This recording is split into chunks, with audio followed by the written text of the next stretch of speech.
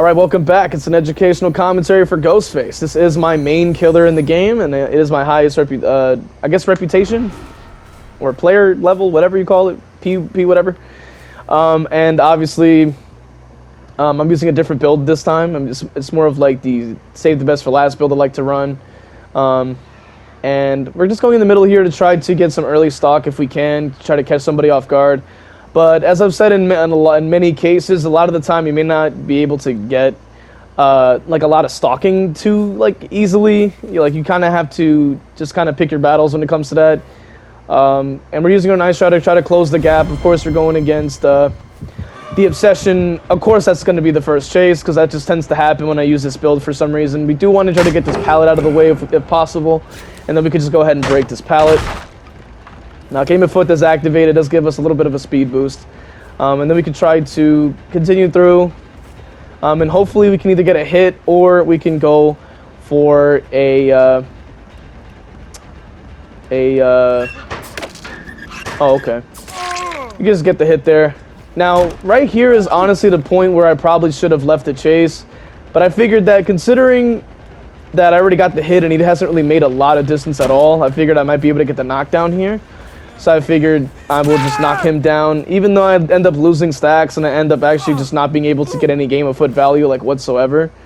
So I do consider that a bit of a misplay, and we end up losing a gen for it. Because I ended up chasing him toward the corrupt generators, and then I should have just got the pallet and then probably just left. That probably would have been a smarter play to do, and it probably would have helped hold back the gen just a little bit longer, because then I probably could have got more stacks while corrupt was active. Because that's usually what you should be doing with corrupt intervention. But obviously it's a bit of a misplay. Now here's another misplay, because I was wasting time trying to lean off this area when I realized the angle of the gen, they could just point the camera toward where I'm coming from. They would have already seen me coming way farther than that gen. So another bit of a misplay, but we do try to get the leaning here to try, because I know I heard somebody on the gen. So I figured I'm just going to try to let the Obsession just go so I can actually start building some stacks. And obviously, we're going to go against survivors that are going to just try to gen rush as quickly as they can. Obviously, this Kai decides to run away from the tile, so we can get our free hit here. He runs toward the area I need to go anyway, so that's actually good for me. But like I said before, I really think that, because, I've always said this before, builds are to complement your playstyle, so if you do end up using this build, you kind of have to play in a way, in a different kind of way than what I'm typically used to, because I tend to run the same build the majority of the time. But there is no pallet there, so we do get the knockdown and we damage the gen. We can get the pickup, and we can actually start trying to put them on the hook either in front of me or behind me. I figured I could go to the one behind me, but out the woodwork comes everybody else, so we're just going to get the free hit on the Felix there, and then we can just throw him on the ground. And then we can go after Felix here. So he's looking behind him. He thinks he's going to do something. It's not going to work. We knock him down. We damage the gen again. And then we can come back to the area here to try to intercept the heal and stuff like that. Maybe we can get another free hit if possible and try to build our stacks up. But unfortunately, it is the Obsession. Probably it's going to be close by. But we do try to pick up Ace here. Now, this is another misplay on my part as well. Because they probably had breakout or something like that, because of course and because they also took the body block, they just wiggled free, of course, so I had no option there. I probably should have just left them on the ground. They do mess up the heal there. They are trying to get the pickup, but I figure I can try to at least get some stalking on the Dwight there, and then we can just instantly go for the pickup here because he wants to get his teammate killed. He shines it at the back of my head, so I'm gonna take him to the nearest hook. He tries to body block and completely just misses the opportunity, so we're just going to go ahead and hook him. He tries to immediately unhook, because you can see the massive, just BM, as you can see. They're trying to be toxic. At least in my opinion. You don't just unhook right on somebody, which realistically is a bit of a misplay on their part, because I don't think they should be trying to get their teammate killed. But, this is the same survivor that wants to send messages saying that, oh, why are you camping and tunneling? What did I do? I'm like, well, your teammate decided to unhook directly in front of my face. I'm not, what do you want me to do? Let's let you run off for free? That's stupid. But the Survivor rulebook was never designed for killers. It was designed for survivors to win every match. It's not designed for a killer to have fun on the game. So with that mentality in mind, we understand that we have to then play against that, play the exact opposite of that, and do what we need to do to win every match, obviously. Now, you don't necessarily have to do that if you don't personally believe you want to win, but I just like to go for wins personally, so that's why I decide to play the way I play. And that's why I want to show you guys, if you are struggling with Ghostface or other killers and stuff like that, you can try to employ different strategies and stuff like that. So we do get the knockdown here. He decides to stay in my face, so we're actually going to just kind of wait it out. Because, his borrowed time shouldn't be able to last that long. The ace does try to go for the body block. We just knock him down for an extra stack, and then we can keep following through with the Felix here. He tries to go for the pallet. We mind game him. He drops on the wrong side and gets knocked straight to the ground. And then we can go for the pickup here. So now we can get this guy completely out of the game, and now we can finally start to flip it to our side, because we can try to go ahead and hook somebody else, and then that'll force the other people to go for the save here. So now what I should probably do is get the hook and then break the pallet over there, so that'll be a lot easier later on. Because obviously the problem with this build is obviously you don't have anything for pallet breaking. It's all about just getting those M1s up, so it can be a little bit tricky. So we're going to make our way back over here. This gen is still regressing. We can activate Nice Shroud to try to close the gap on one of them, because we know that they're injured. But they are, of course, going for the heal instead of doing the gens, which is what we want. And then we can actually try to look around on this side. They might try to rotate back around. Now, I'm not really too experienced with this goddamn map. Every time I play the game, I don't end up just getting this map. So I ended up getting it now, and it's all right. I'm not a huge fan of it. I'm trying to get the stock here, but these rocks have a lot of weird just angles or whatever, so it's not really letting me get the stalking. But if I could, I would try to stalk Dwight here, but I'm not going to actually go for the swing, because we want to actually just bait him to get the other guy to go for the unhook, which is exactly what he's doing. Then we hit the ace, and we can go after him because we have the 8 stacks here, so it makes everything a lot easier. And then he tries to go for the body block. Of course, we're going to get our free hit, because that's exactly why we have this build, so that they can't do anything but get knocked down immediately. And now, obviously, this other kid doesn't make any distance whatsoever. We rotate back around and knock him down as well. So we just damaged the gen. Bit of a misplay on my part, because I should have realized that, there was going to be some clown coming to save, because, I mean, you gotta keep in mind, what we're going up against here. We're going against altruistic survivors are going to do that. That's another misplay on my part. I wasn't paying enough attention. So that's unfortunate. Now, do we lose any pressure? Not necessarily, because they're still not on gen, so we can actually hook this guy and actually rotate back around and go for the other people who are off the gens. And ideally, that's what you want, is them off the gens by any means necessary, you know what I'm saying? So, so now they instantly unhook. We're just going to go right after him now, because they don't want to waste any time. They really love to just unhook right next to people, so we're going to go right after him. Now, this guy's purposely trying to reveal so I can go after him. I'm not going to do that. They have no incentive to do so, especially because he is the obsession. We're going to end up losing stacks, and Game of Foot, it just was not activating on anybody else.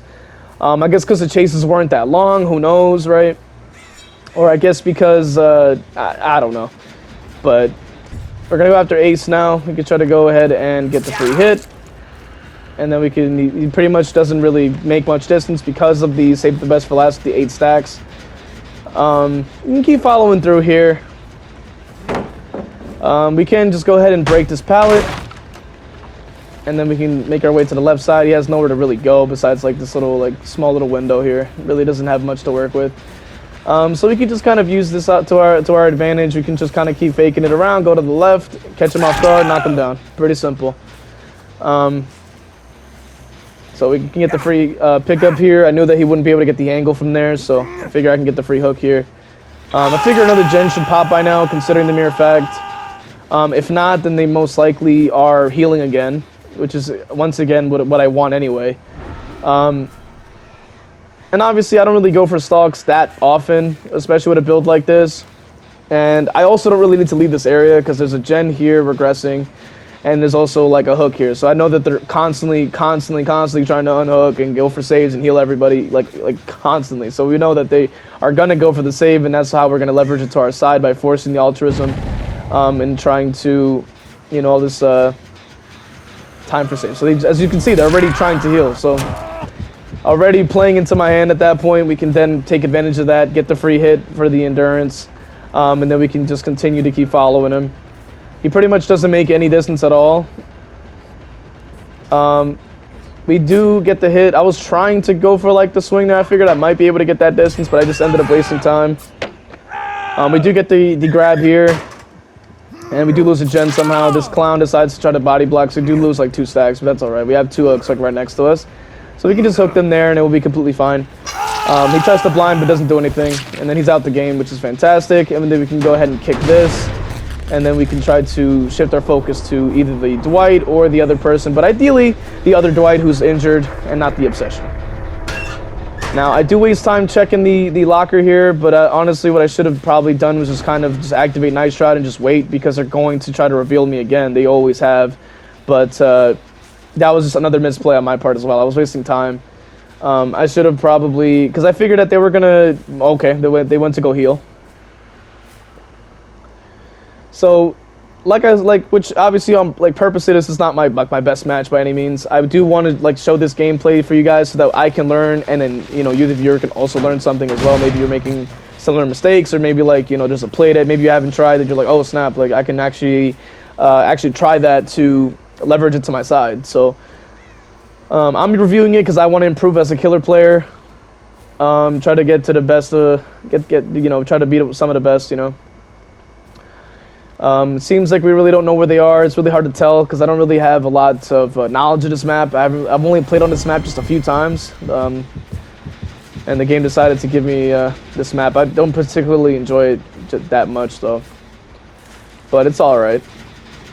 So we're just gonna go ahead and kick this because I'm just figuring how the hell are these people just magically disappearing.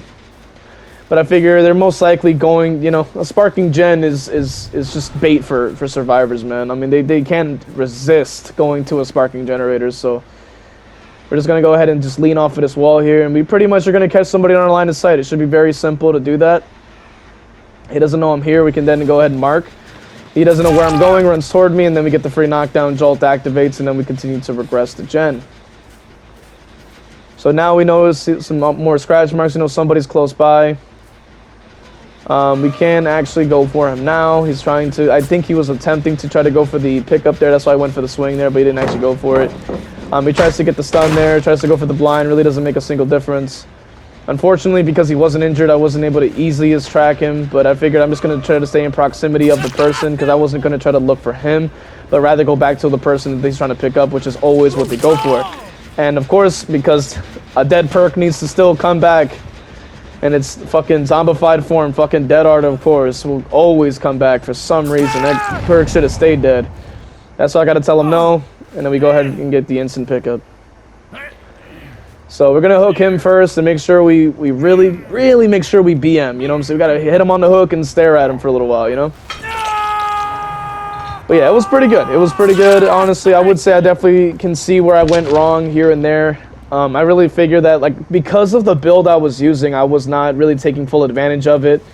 Because I had went for the Obsession first, and therefore ended up just having not been able to switch the actual Obsession. Which is what I believe Game of Foot should have done. Unless, that's changed or something like that. But I believe that's not really the case. But I'll have to check the description again just to make sure that it didn't get changed or patched or something, because that was the effect of the perk, and that's why I ran it, is so that you can the person that you knock down with the most chase time will become the Obsession. So I don't really know what happened there, but anyway, that's pretty much marks the end of the video for you guys. So if you guys learned something, leave a like, comment, subscribe, and hit the notification bell, that kind of YouTube stuff. And obviously, if you want to see more Ghostface content, you can definitely do all those YouTube stuff. And stay tuned for more a Ghostface guide and other horror-related type of things, as well as just other variety of things on the channel. So once again, thank you for making it this far into the video, and have a good one.